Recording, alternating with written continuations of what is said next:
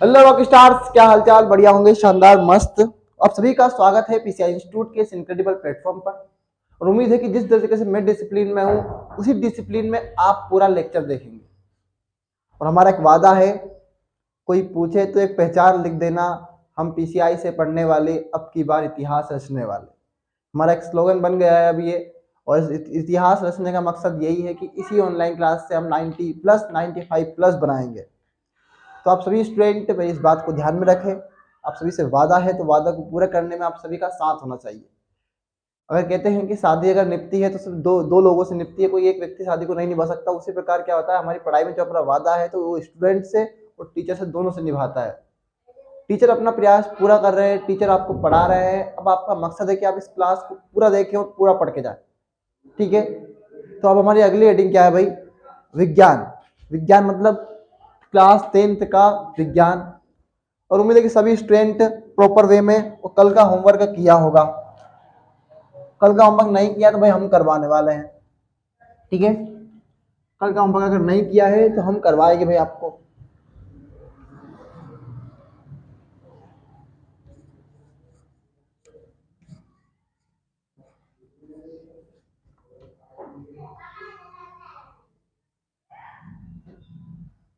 ठीक है, कल का होमवर्क किया आपने? आपने नहीं किया होगा कल का होमवर्क, लेकिन मैं हम तैयार है इस बात के लिए कि आपने कल का होमवर्क नहीं किया तो हम करवा रहे हैं। ठीक है, किसी भी स्टूडेंट ने रिप्लाई नहीं दिया था उस मकसद से।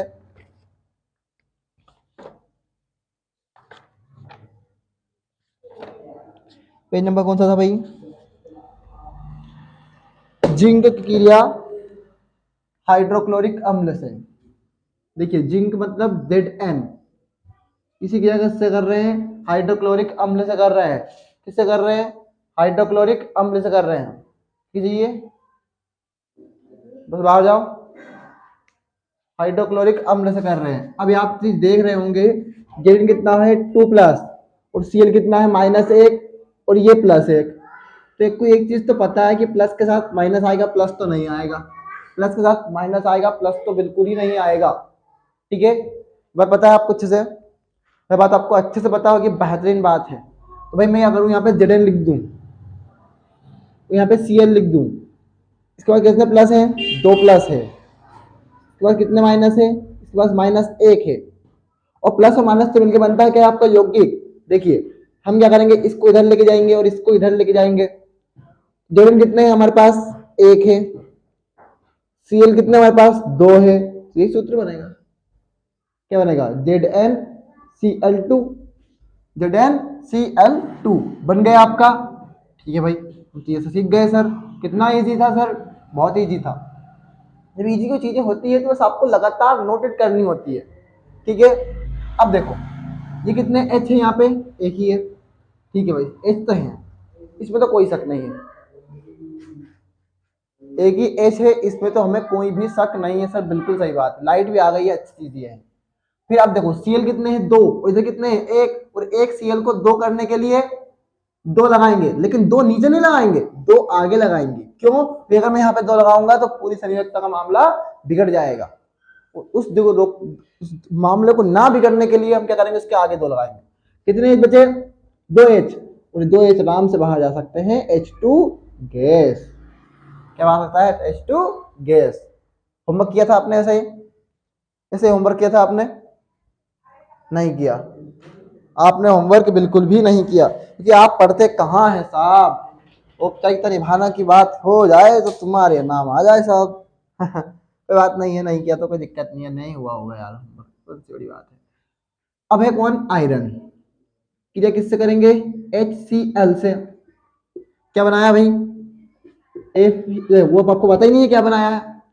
वो तो लवण तो बनेगा, आपको भी पता है अच्छे से बात, और मुझे भी ये बात अच्छे से पता है कि लवण तो बनेगा। लवण तो बनेगा, और लेकिन कैसे बनेगा ये इंपॉर्टेंट याद रखना। देखो, आयरन की संख्या कितनी होती है? 2 भी होती है और 3 भी होती है। 2 को बोलते हैं फेरस और 3 को बोलते हैं फेरिक। अब यहाँ 2 की बात चलेगी, 2+, और इधर लिख दिया Cl, कितने हैं? +2,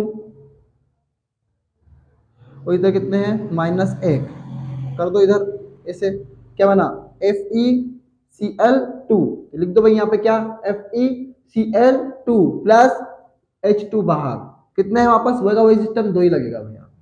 ठीक है, कोई टफ नहीं, कोई याद करने का कोई चीज है नहीं।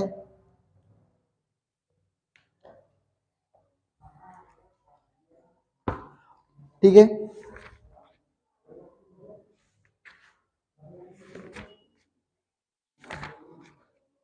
चलिए अब आपको करवाएंगे क्या, क्वेश्चन आंसर। क्या करवाएंगे भाई, क्वेश्चन आंसर, जो कि आपको इंपोर्टेंट है, और पूरे इंपोर्टेंट का मतलब यही है। ठीक है, इंपोर्टेंट है भाई बहुत। चलिए क्वेश्चन है आपका पेज नंबर 45, खोलिएगा। ऐसी धातु का उदाहरण दीजिए जो कमरे के ताप पर द्रव होती है। भाई कौन है, मरकरी। कौन है, मरकरी। चाकू से आसानी से काटा जा सकता है, कौन, सोडियम। ऊष्मा की सबसे अच्छी चालक होती है, कौन, कॉपर। कौन, कॉपर। ऊष्मा की कुचालक होती है, कौन, बताओ। ऊष्मा की कुचालक कौन होती है, लेड और मरकरी। लेड याद रखना आप तो। अब है आघातवर्धिता तथा तन्यता का अर्थ बताइए। ये क्वेश्चन मैं करवा चुका हूं और आपने शायद इसको देखा भी होगा इससे 2 लेक्चर पहले, और मैं फिर भी एक बार वो करवा रहा हूँ। फिर भी क्या क्या करवा रहा हूँ, एक बार फिर भी समझा रहा हूँ इसको आपको। नहीं मिटा देने दो, मिटा मिटा तो दिया सब। आघातवर्धिता,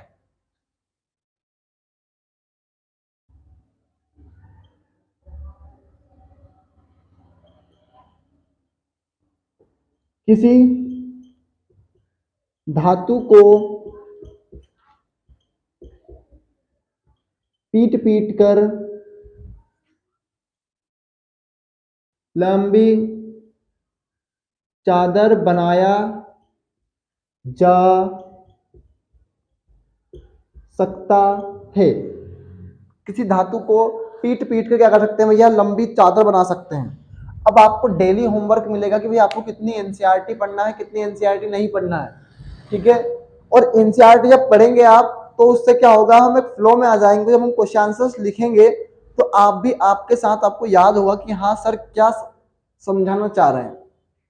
ठीक है, कि हम बोलेंगे भाई आपको 2 पेज एनसीईआरटी पढ़नी है आज का आपका होमवर्क है, आप 2 पेज तो आप पढ़ सकते हैं। इतना नहीं कर सकते क्या आप, तो खुद के लिए 2 पेज नहीं पढ़ सकते तो फिर क्या कर सकते हैं, पढ़ सकते हैं आराम से, कोई दिक्कत नहीं, आप पढ़ेंगे। और मुझे उम्मीद है, पूरा पूरा विश्वास है तुम पर यार। और मैंने जिन जिन स्टूडेंट को सेलेक्ट किया है 90% स्टूडेंट की 90 के लिए, बिल्कुल एकदम बिल्कुल कोऑर्डिनेट होकर पढ़ेंगे इस बात को। ठीक है, लंबी चादर बनाया जा सकता है, क्या कर सकते हैं भैया, लंबी चादर बना सकते हैं। इस गुणधर्म को क्या कहते हैं भैया हम, आघातवर्धिता। इस गुणधर्म को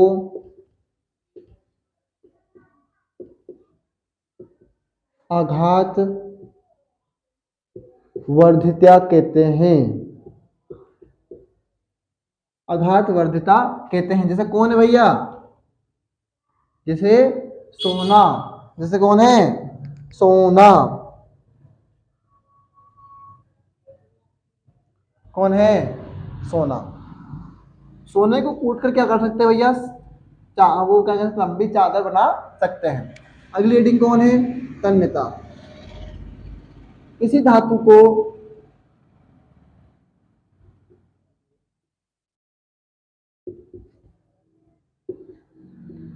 खींचकर लंबे तार के रूप में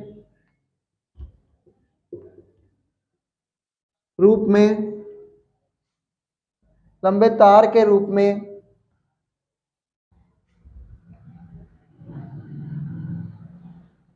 धातु को खींचकर, किस धातु को लंबे तार के रूप में खींचा जा सकता है, जा सकता है, क्या कहलाता है भैया, तन्यता कहलाता है। क्या कहलाता है, तन्यता कहलाता है। सही बात है, नोट अ प्रॉब्लम, बिल्कुल सही बात सर। आप ये कहना चाह रहे हैं कि जब कोई धातु खींच कर लंबी बनाई जा सकती है, उस गुणधर्म को क्या कहते हैं, हम तन्यता कहते हैं। और आप यह कहना चाह रहे हैं कि इस धातु को पीट पीट कर हम लंबी चादर बना सकते हैं, इसे आघातवर्धिता कहते हैं। आघातवर्धिता का मतलब होता है बार बार चोट पहुंचाना।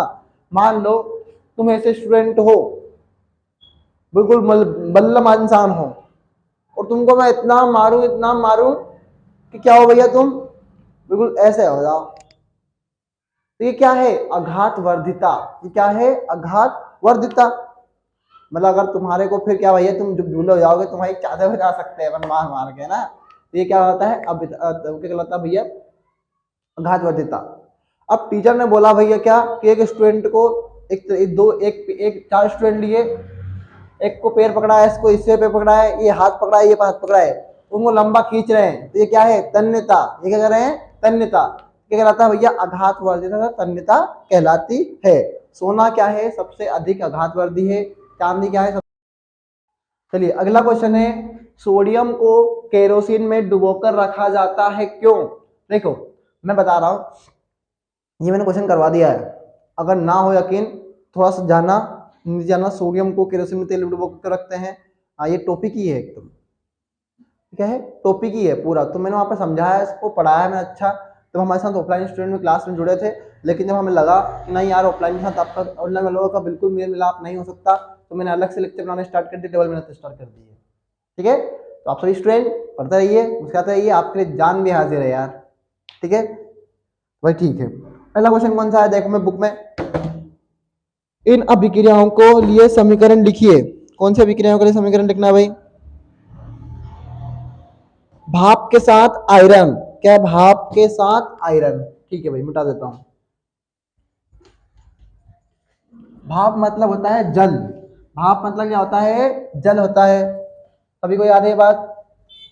अब देखो भाप मतलब जल कैसे सर? कोई पानी उबल रहा है, मान लो, या कोई पानी गर्म पानी रखा है, उसमें से भाप निकल रही, तो पानी ही तो निकल रहा है। कौन सा नया पदार्थ आ गया? भाप है। पदार्थ की तीन अवस्था होती है, ठोस, द्रव, गैस। द्रव में क्या होती है? भाप निकलती है। ठीक है, ठीक है। अब कौन है आपका? आयरन। फिर कौन है? H2O। दूसरे का पहला ही है ना ये? हाँ, दूसरे का पहला। पेज नंबर कौन सा है? Page number 51। पेज नंबर कितना है? 51। दूसरे का पहला FeH2O। अब बताइए, देखो कितना सरल है ये और इतना इजी है कि आप वैसे ही कर देंगे इसको भाई। अब देखो भाई, इसकी संख्या कितनी होती है? 3+ है। मैंने बताया था कि 2 भी होती है, 3 भी होती है। इसकी 2 नेगेटिव है। ले ले दोनों को, कि हमें ये पता है भैया ये तो 2+ है, ये 2 नेगेटिव है, और हमें ये बात पता है कि प्लस के साथ माइनस जुड़ेगा तभी तो यौगिक बनाएगा। मान लो अगर शादी में दूल्हा दुल्हन होगा, शादी हो सकती है क्या? नहीं। शादी में दुल्हन की भी तो आवश्यकता है। दुल्हन क्या है? नेगेटिव चार्ज है। तो नेगेटिव चार्ज कौन है? ये। पॉजिटिव चार्ज कौन है? ये। मिलकर क्या करेंगे? शादी करवाएंगे। क्या करेंगे? शादी करेंगे भाई। इनको ले लो भैया, 3+ भाई। 3 दूल्हे हैं, ऑक्सीजन 2 दुल्हन है। 3 दूल्हे 2 दुल्हन, मेल मिलाप नहीं हो सकता साहब। एक दूल्हे की और आवश्यकता है। एक दूल्हे की और क्या है? एक दूल्हे की और आवश्यकता है। अब क्या करें? अब क्या करें? अब बताओ क्या करेंगे?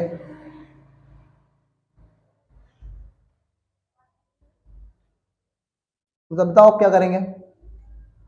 कुछ नहीं करेंगे साहब, यहां पर आएंगे भैया, क्या? Fe3। क्या है? Fe3। अब बताओ कितने हो गए इसके? 3 तिया 9, 3 तिया 9। अब देखो इसके पास ऑक्सीजन पास कितने होंगे? O4। कितने?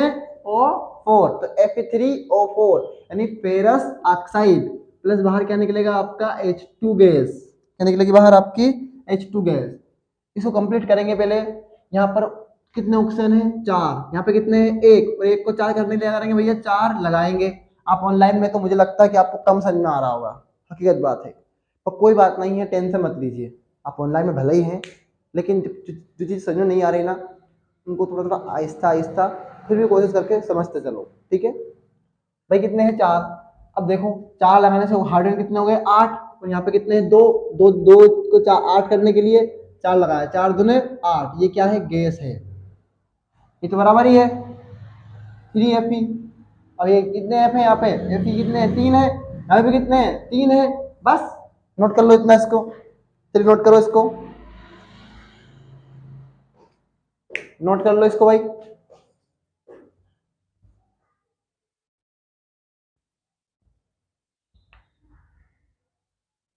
नोट कर लिया होगा आपने, बहुत बेहतरीन। मैं टाइम भी देता हूँ नोट करने का है।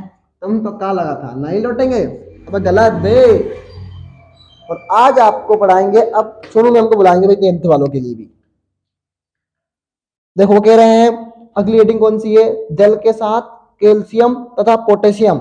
मैं जल के साथ किसी क्रिया करना है आपको, कैल्शियम की करना है और पोटेशियम की क्रिया करना है। ठीक है करो भाई, ठीक है भाई करे सर। तो नंबर दूसरा है भाई, ठीक है ये। तो भाई क्या है, मान लो कैल्शियम ले लें और ये कौन है, जल ले लें। जल को मैं लिख दिया H2O, ठीक है। क्रिया कराओ भाई। अब ये देखो तुम, अब क्या देखो तुम, यह चीज देखो कि भाई कैल्शियम के साथ जब जल की क्रिया होती है तो क्या कारण बनता है, शुष्क बुझा हुआ चूना, तो CaOH CaOH। सर ये सब क्यों, हमने तो आज तक नहीं देखा। तो पहला अध्याय खोलेंगे आप तो उसमें आएगा CaOH2, इसे आएगा CaOH2 आया है, अरे पढ़ा होगा। अब आप मत बोलो भाई बिल्कुल, हाँ गलत कर रहे हो बिल्कुल गुरु, बिल्कुल सही बात है, गलत कर रहे हो बात तुम, ठीक है। तुम्हें याद है ये बात अच्छे से, क्या आया था वहां पे, तो पता है अच्छे से ये बात, बिल्कुल सही बात। अब देखो वहां पर एक चीज देखो, हाइड्रोजन कितने हैं, 2 है, लेकिन ऑक्सीजन भी कितनी है, 2 है। यहाँ पे ऑक्सीजन कितनी है, 1 है, और 1 को 2 करने के लिए 2 लगाएंगे। 2 लगाने से हाइड्रोजन हाइड्रोजन कितने हो गए, 2 तो ये और 2 ये, कितने हो गए 4। कितने हाइड्रोजन हो गए 4।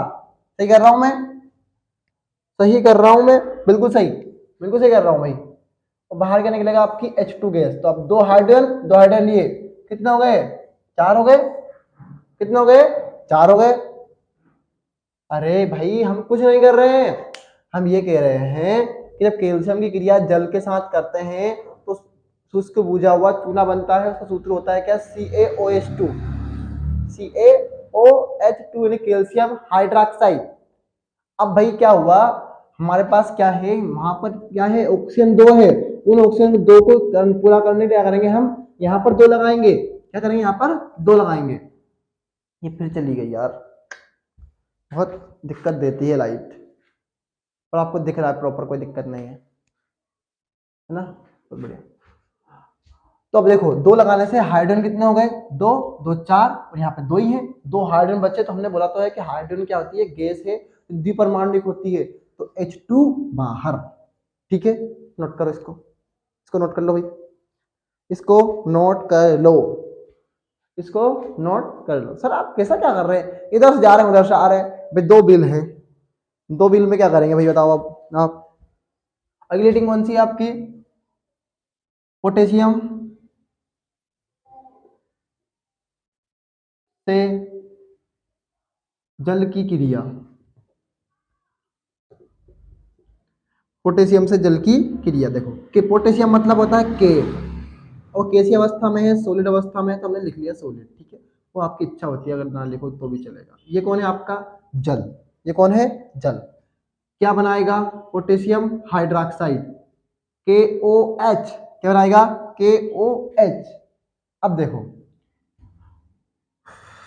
वो भी दूसरे नंबर में ही है ना।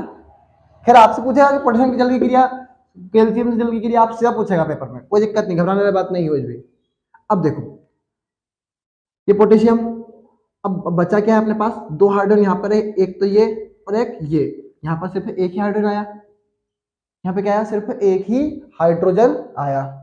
अब ऐसा क्या करें कि भाई इस हाइड्रोजन की भी कमी पूरा हो जाए, तो आप बोलेंगे सर यहाँ पे 2 लगा दो, आप बोलेंगे क्या है सर यहाँ पर 2 लगा दो, ठीक है मैं 2 लगा देता हूं। लेकिन 2 लगाने से ऑक्सीजन कितने हो गए, 2 लगाने से तुम्हारे ऑक्सीजन कितने हो गए, 2 लगाने से तुम्हारे ऑक्सीजन कितने हो गए, 2 हो गए ना। लेकिन अब हाइड्रोजन कितने हो गए बताओ, 4 हो गए साहब, हाइड्रोजन कितने हो गए 4, मतलब 2 लगाने का डिफरेंस है सी है। समझ में नहीं आ रहा कौन को यहाँ से यार। देखो हम ये कह रहे हैं यहाँ पर हाइड्रोजन 1 है, यहाँ पे हाइड्रोजन 2 है। इस दो हाइड्रोजन को एक हाइड्रोजन को 2 करने के लिए अपन यहाँ पे 2 लगा दिया। क्या कर दिया अपन ने? 2 लगा दिया। अब यहाँ पर कितना है? एक ऑक्सीजन है। इस ऑक्सीजन को यहाँ पर होगी, ये कितने हो गए? 2 है ये भी। अब अगर हम इस पोटेशियम भी 2 हो गए, ऑक्सीजन भी 2 हो गई, हाइड्रोजन भी 2 हो गए। अब देखो यहाँ पर ऑक्सीजन कितनी है? 2 नहीं है, 1 है। तो 2 के पास नहीं, अगर मान लो पूरे सूत्र में 2 होता, पूरे सूत्र में क्या होता? 2 होता, तो ये भी 2 होते, सॉरी 4 हो जाते, फिर ये 2 होते। लेकिन ये सिर्फ उनके पैर में लगे हैं, तो सिर्फ पैर में क्या है? मान लो किसी के पैर में सिर्फ एक ही पायल है, तो वो एक पायल में है। अगर दोनों में होगी तो भाई दोनों गिनेंगे, पर ये तो उसके पास एक ही पायल ना, तो पैर में है उसके पास, तो पैर का उसका खुद का होता है वो पैर वाला भाई, उसका पैर खुद का है वो। ठीक है, ये कहानी मैं समझाना चाह रहा हूं। अब वहां पर एक ही हाइड्रोजन था, तो इस एक हाइड्रोजन को मैंने 2 करा। 2 करने से ऑक्सीजन भी 2 हो गए, पोटेशियम भी 2 हो गए, तो मैंने तो पोटेशियम के पास भी 2 लगा दिया और ऑक्सीजन के पास भी 2 लगा दिया। 2 लगाने से हाइड्रोजन 4 हो गए।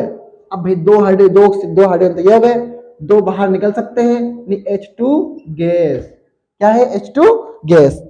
ठीक है, H2 गैस, बहुत बढ़िया। अब इन्होंने अपने कुछ सारणी दी रखी है एनसीईआरटी वालों ने, और समझा रखा है उन्होंने कि भाई आप ऐसे कर लो यार, थोड़ा सा आपको मेहरबानी हो जाएगी बहुत बड़ी। हमने बोला ठीक है भाई, आप कह रहे हैं तो मैं बच्चों को बता देता हूँ एक बार। हमारे बच्चे इतने अच्छे पढ़ेंगे इसको। ABCD 4 धातुओं के नमूनों में एक एक लेकर निम्नलिखित विलयन में डाला गया है। इसमें प्राप्त विलयन को निम्न प्रकार से सारणीबद्ध किया गया है। आयरन सल्फेट A, कोई अभिक्रिया नहीं, मतलब उन्होंने क्या करा है, उनके नाम नहीं दिए हैं। ठीक है, ये नाम हमें क्या करना है? कंप्लीट करना है। अच्छा ये है,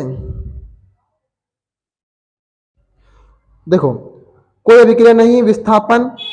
तो जिंक सल्फेट क्या करेंगे भैया? वो जिंक, उन्होंने नंबर नहीं डाला है वहां पर, शायद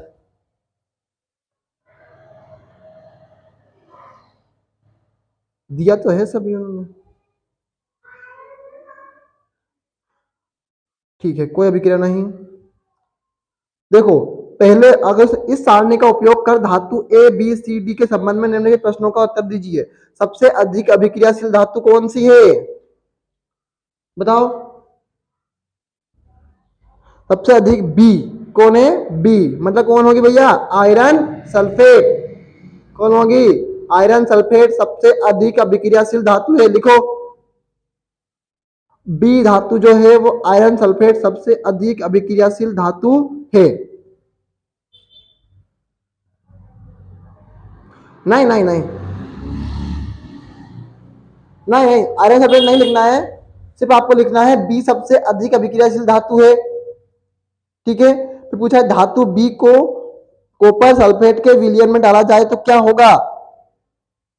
धातु बी को कॉपर सल्फेट के विलयन में डालेंगे तो नीला रंग गायब हो जाएगा, नीला रंग गायब हो जाएगा। ठीक है, लिख दो इसमें से, ठीक है लिख दो, उसमें नीला रंग गायब हो जाता है। क्योंकि मैंने देखा था, आपने पढ़ाया था सादा स्कूल में, तो बताया था मैंने।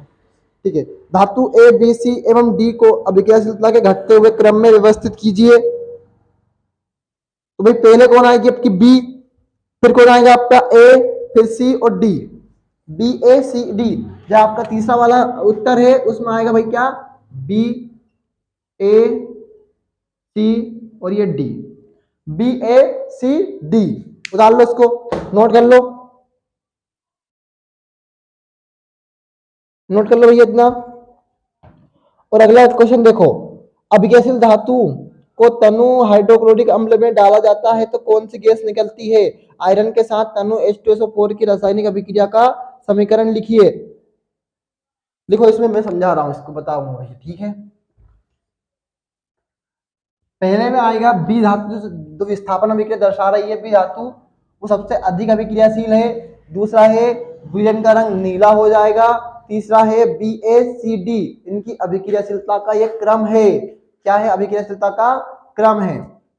ठीक है, नोट्स बनाते रहो, मजा तभी आएगा वरना तुम देखते रह जाओ, कोई मकसद नहीं है उसका।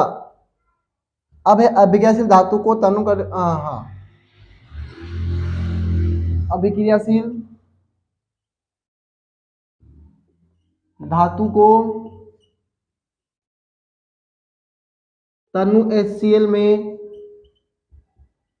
डालने पर, अब कोई सी भी अभिक्रियाशील धातु ले लो भैया, H2 गैस बाहर निकलती है। क्या निकलती है? H2 gas. और मैं बता चुका हूं आयरन क्या है, आपकी अभिक्रियाशील धातु है। H2 गैस बाहर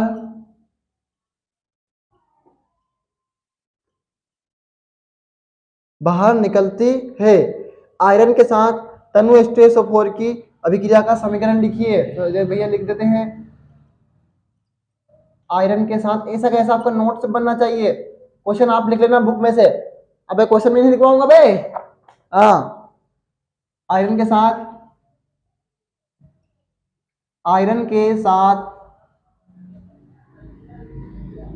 किसकी अभिक्रिया लिखना है? तनु H2SO4 की अभिक्रिया का समीकरण। देखो भाई, एक चीज तो ये है, जब घर बैठे ही तुम्हें क्लासेस मिल रही है, तुम बाहर क्यों जाओगे? मेरी कुछ स्टूडेंट लगातार बात हुई और मैंने इसीलिए प्लेटफॉर्म खोला है। मेरा भी कोई मकसद नहीं है पैसा कमाने का, इसमें कुछ नहीं मिल रहा है। मैं लगभग 15,000 रुपये 17,000 रुपये खर्चा कर चुका हूँ, बहुत दिमाग पर टेंशन ले लेके।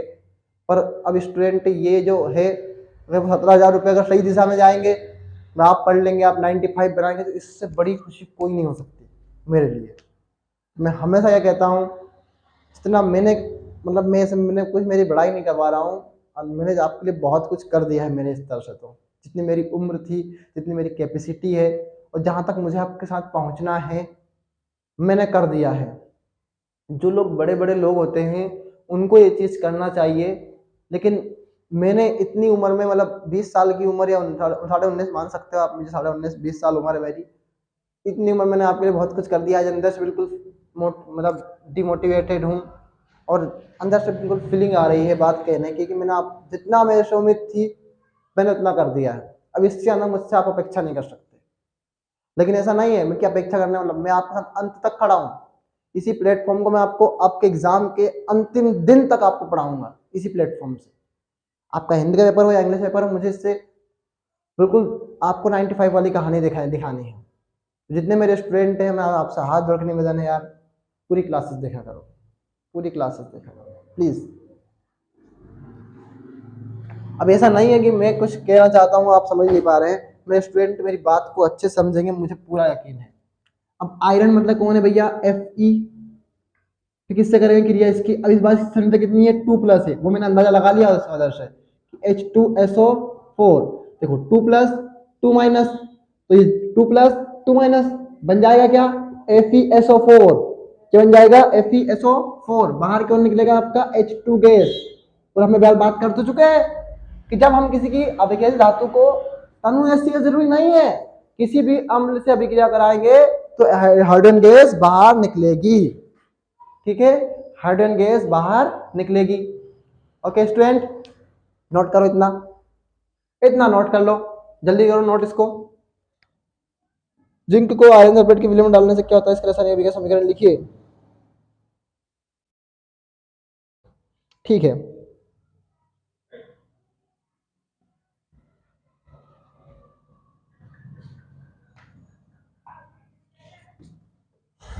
मिटा दूं भाई, मिटा देने दो यार, कहाँ समस्या ले रखी है। और सर रुक जाओ, हाँ रुका हूँ। ओ मैंने तुमको दिल दे दिया, ये भी ना पूछा कौन हो तुम। तो काहे दे दिया बे? रोक लेते, दिल किसी को दे नहीं सकते। तुम भी यार, हद हो रही है। बॉलीवुड वालों के सारे के दिमाग है ना बिल्कुल घुटने में आ गए हैं। एक तो ऐसा कह रहे हैं, हमने तुमको दिल ये दे दिया, ये भी ना पूछा कौन हो तुम। तो ये बताओ, अगर तुमने उसको दिल दे दिया तो तुम जिंदा कैसे हो? सही बात है। दूसरी बात, तुमने बिना पूछे ये काम क्यों कर दिया दोनों चीज गलती करी कि नहीं करी तुमने है? मैं तुम्हारी नहीं कह रहा हूँ, किसी की भी भाई, मैं उसकी बात बता रहा हूँ जो बॉलीवुड की कहानी है उससे। और हमें तो इस मामलों में पढ़ना भी नहीं है, बहुत बढ़िया है, अच्छी चीज है आपके लिए। क्या होता है जब जिंक की क्रिया आयरन के सल्फेट से करते हैं? तो लिखो इसमें, क्वेश्चन डाल दो, क्वेश्चन का आंसर, क्वेश्चन लिख लो आप, मैं रुक रहा हूं तब तक, पॉज करो इसको, क्वेश्चन लिखो। हाँ, कौन सा क्वेश्चन? 5 नंबर वाला है ना। जब जिंक को आयरन सल्फेट के विलयन में डालते हैं तो, जिंक को आयरन सल्फेट में डालते हैं तो विलयन का रंग नीले से मलिन हो जाता है। मैं क्वेश्चन पढ़ना था, मुझे आउट आउट लग रहा है, थोड़ा सा क्वेश्चन आउट ऑफ लग रहा है। हाँ सही तो है, मलिन हो जाता है, कहता है मलिन हो जाता है, और काले भूरे रंग का, पेन भी नहीं चलता तुम्हारा, मार्कर भी ऐसे ही है तुम्हारे जैसे।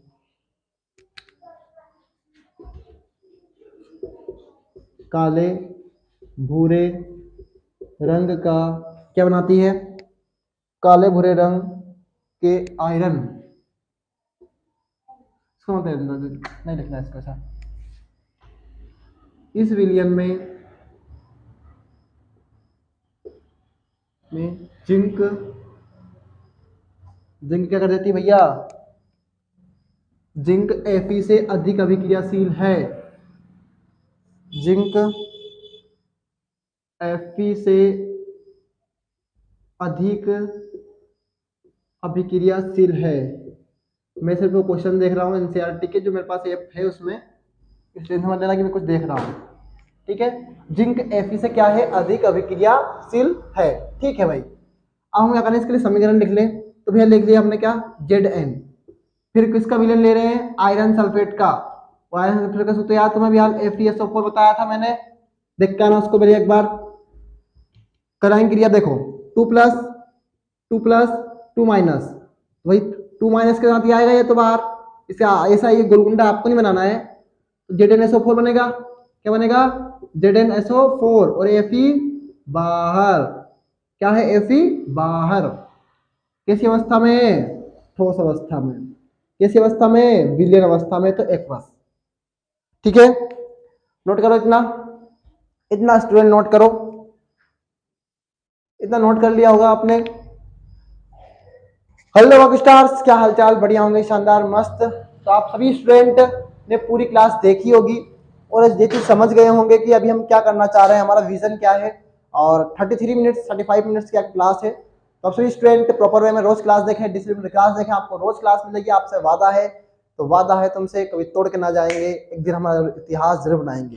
तो कोई पूछे तो एक पहचान लिख देना, हम है PCI वाले, अब की बार इतिहास रचने वाले। कोई रोके तो बोल देना, ना रोकने वाले ना थकने वाले, हम है PCI वाले, अब की बार इतिहास रचने वाले। All the very best student, 95 की जर्नी बहुत शानदार रहेगी, अच्छी रहेगी आप सबके साथ। Thank you.